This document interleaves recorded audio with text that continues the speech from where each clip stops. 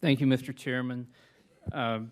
Greaney, I have with me a copy of the action work plan. It says on the title it's Environmental Restoration LLC. Who prepared this document? That is traditionally prepared by our response manager assigned to the project. Okay, so how many layers of approval did this document go through? That document would be basically a collaborated effort between the on-scene coordinator from the U.S. EPA as well as the response manager, and those two, the OSC, the on-scene coordinator, would traditionally sign off on it as accepted. So somebody from your company signed off on it and somebody from the EPA signed off? The response manager from our company as well as the U.S. EPA on-scene coordinator. So were professional services employed by engineers, geologists, or hydrologists used in preparation of this work plan? No, that would have been any data that we work off of the data that is provided to us within the task order, as well as any other data that's provided by the federal on-scene coordinator at the time of the task order. We are not an engineering firm. Data is provided to us by the agency. But this is clearly engineering type work, so who was qualified to prepare this plan? The engineering component of our task order would have been the actual structural design and installation of the entranceway to the mine, as well as the completion of the tunnel work, and that would have been subcontracted to a specialized subcontractor who was already on contract and ready for us to initiate the work. So a professional engineer subcontractor prepared? No, we prepared that plan, and then there was a subcontractor to us who came in subsequent to that plan to do the engineering, design, and installation of the poor restoration work after that plan was submitted. So were there engineering design documents, drawings, or specifications? I don't know the answer to that. As far as the actual construction phase of that, I don't know. So were you involved in this project? No, not directly, no.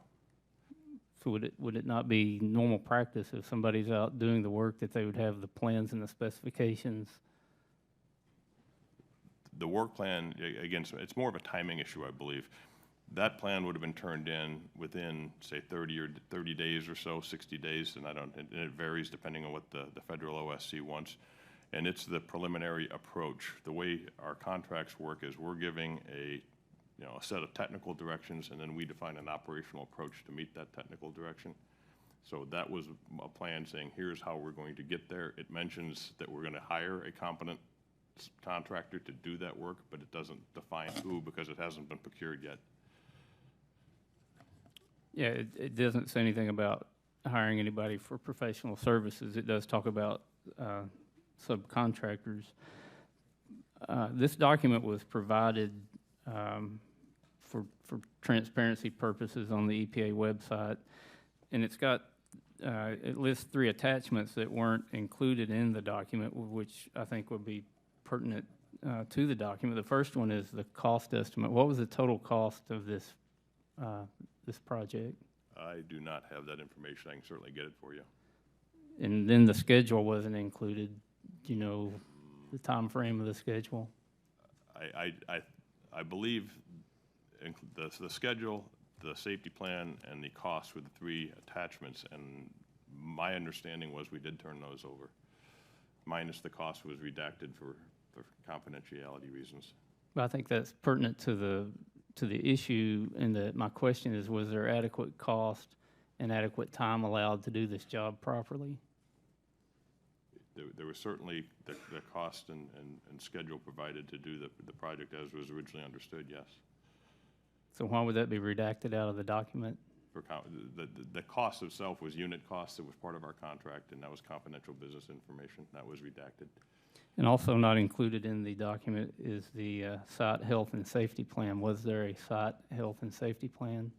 And yes, there is, and again, it was my understanding that it was released. I don't understand why you didn't have their access to it. Okay, so we're really not sure about how much design engineering was done on this project, and if the people who approved the work plan were qualified to approve that. Because there was obviously a lack of planning that went into this because of the spill that occurred. But Mr. Stanislaus, is this common practice Is what common practice? to prepare these plans without professional services? Well, clearly, there's a whole sequence of beginning with the request for proposal, which identified the specific circumstance and risk, that then goes into a work plan, then goes a construction plan and execution plan. You know, what the review team found was the expertise, both at the state of Colorado, EPA, and the contractor, but the right expertise, with the mining expertise, was in place. They had planned to execute that, and the review report goes through how that report, how the plan was executed. Most states have laws that say you can't do this type of work without a professional in charge of the work. So does EPA exempt